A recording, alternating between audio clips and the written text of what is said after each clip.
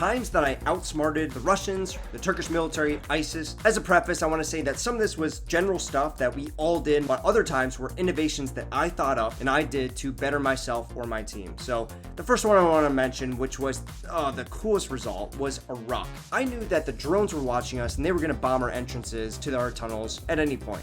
So I put up concealment over our tunnel entrance. That way we could go underneath there, connect to the radio without being seen. But the best part about this, which resulted in my friend not getting killed, was I put that concealment a little bit beyond the entrance, above the mountain. So that way, when the Turks did bomb a couple months later, they bombed on top of there thinking they were hitting the entrance and they were going to go deeper. So when they bombed, my buddy was about 10 meters into that entrance and they bombed the top of the mountain on that camouflage that they thought was the entrance that I was trying to cover up. So my friend ended up getting blown back into the wall of the tunnel. He got a concussion, but he did not die. He was not killed by shrapnel. He was not killed by the concussion wave. He was able to survive because I put that concealment over the mountain. And the next one is from Iraq that also carried into Ukraine when we used umbrellas to hide our thermal signature from the drones. In these Middle East militias that a lot of us foreign fighters were in before Ukraine, we had to have umbrellas on our person in order to hide our thermal signature. And the result of this was not getting killed by a drone strike, not getting found. And the coolest part about this is that we carried this knowledge, and it wasn't just me, it was, a lot of us learned that in the Middle East. But we carried it over to Ukraine, where I was able to teach soldiers about this method, and it is used on the front line today. A lot of soldiers that I talk to, international or not, have used umbrellas on the front line to great success. And I think it's a really cool way to outsmart this thermal imagery, which is everywhere now. It's compact, it's portable, and it's a way to hide yourself from these incredible technologies that are facing us today. The next one I've spoken about quite a bit, but I have to mention, in Ukraine, making that FPV cell. The process of getting them functional on the battlefield took a lot of time. It took a lot of effort and a lot of money, but we did it. Because we faced jamming systems from the Russians, we went to analog instead of digital. That way we could get a little bit of feedback when we were bombing the enemy. And we also went to a specialty band and channel, a different frequency that wasn't used much. That way the interference was a lot less, and that way they wouldn't jam it as frequently. We still have problems with the connection. I think that's the biggest problem on the battlefield, getting connection through the jamming, through the interference, through physical structures. So we ended up putting a repeater on a drone.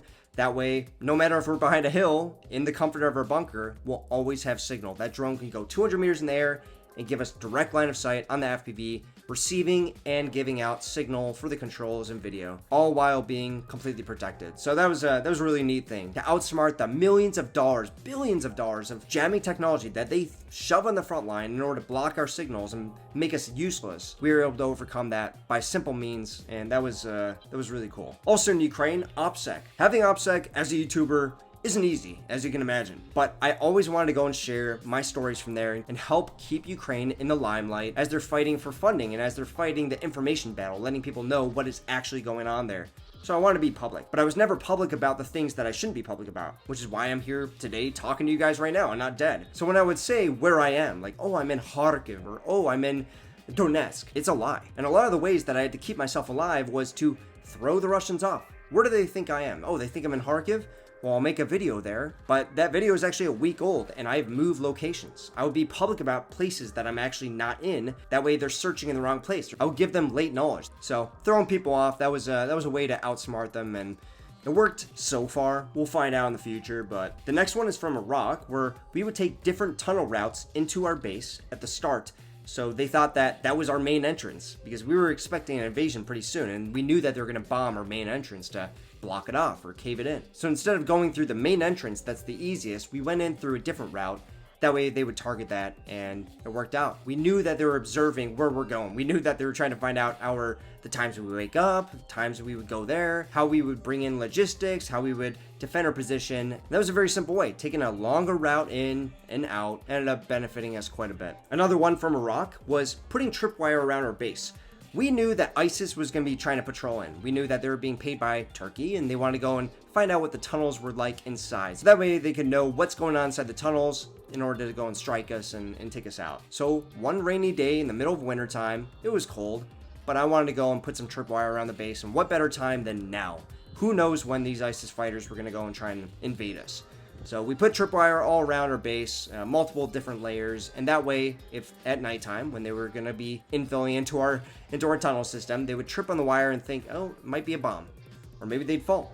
And we also put cans on them as well, so they would make a noise. So we put the cans right outside our entrances and put them in areas that we could hear, so when they step on it, we'd be able to know that there's somebody outside. So this was an innovation that only worked a couple times, but we were very happy that we had spent that time in the rain, in the cold, to put up this wire. The next one was planting a mine in Ukraine. If you guys remember that video way back about 2 years ago, we were stopped by artillery about 5 minutes into our infill into that wood line that we wanted to plant the mines.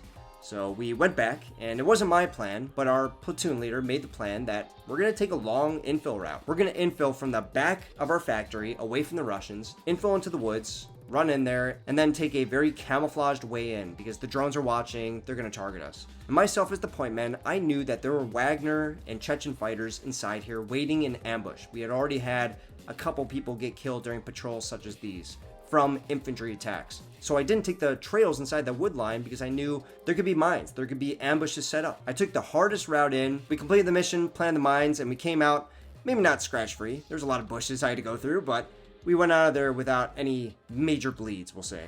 Also in Ukraine, one of the ways that we would outsmart them going on with the OPSEC was knowing that you're going to be observed and tracked and followed. Observed visually, tracked online, and followed in person in order to assassinate you. This happens. So the best way to outsmart the Russians in order to keep them off your trail and not target you with JDAMs was to look less important. If you look less important, they're not going to strike you. They're not going to waste a volley of grad on you. If you take in a armored vehicle onto the front line, you're going to get targeted. If you take in a truck with a little jammer on top, is it worth it? We would also use Ukrainian SIM cards because we knew the international ones that we had could bring unwanted attention. And going on with that, we'd use regular radios, Baofangs, whatever it is, instead of using an encrypted radio, because if they find out that somebody's using an encrypted radio, which they'll find out, they'll know that that person is well funded. They know that they're maybe doing some secret mission. They need to take them out. That's a priority target. But just another Baofeng, another Ukrainian SIM card that everybody's using, they don't know what target is the top target. You know what I mean? Blending in is the best camouflage. That's what we found out in Ukraine. War is a series of big events where you're either prepared or you're not. So to plan for everything means that you're going to react faster and have a way to respond. So when we heard that a Russian tank assault could happen back at the beginning of the war, we planned an ambush beforehand, planning an ambush to the T. Where's everybody going to be placed for this ambush? Who's going to have the end-log? Where the mine's going to be? Who's going to have the PKM? And where? And that preparation beforehand is what keeps the enemy at bay. That is what keeps them away from killing you. Outsmarting them by being prepared. The next one is bringing a camera. Having a GoPro, having a phone, recording to tell stories is one thing. Obviously as a YouTuber, awesome. But being able to play back your experiences, everything that you learned from the enemy and able to replay it, and learn from mistakes or rewatch vital moments makes you more prepared to know what the next fight might look like. My exposure to the sounds of different weapon systems like tanks or mortars or jets was honed back in the rear. I didn't have to expose myself more in the battlefield. I was able to learn in the rear and come back way more prepared for that second mission or whatever it is. So I would consider that outsmarting the enemy because I get to learn everything that they bring to the table. When they strike, I know everything about that strike. I know how we react. I know how everything goes. I know how they sound. I know how they strike. I know everything about it, and I get to rewatch it and replay it and know exactly what's going to happen. Videoing everything, letting your team watch it, know how you're going to react, how you operate. Everything just goes way more smooth that way, and that's a good way to outsmart the enemy. Record everything. Here's another one from Iraq. They knew that we lived in the tunnels. They were watching us all the time with drones and jets, and they knew that our generator was outside. It's emitting a thermal signature. They know it's outside.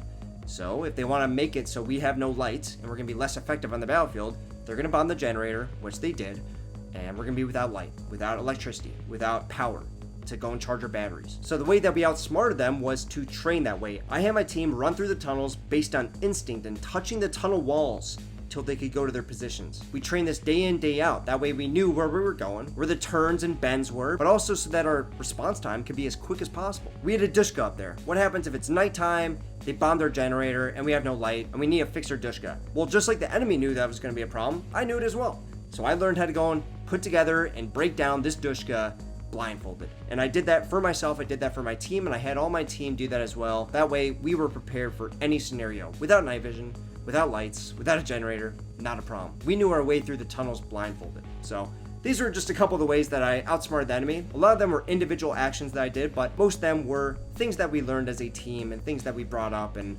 brought to the battlefield. So I hope you guys learned something as well. The footage in the background is from Veron CSG, the unit that I was just in, so if you guys would like to go and donate to them as they're constantly in need of equipment and they're buying camouflage and everything, FPVs, their donation link will be in the description as well as their Instagram. I appreciate all your support. See you guys in the next one. Peace.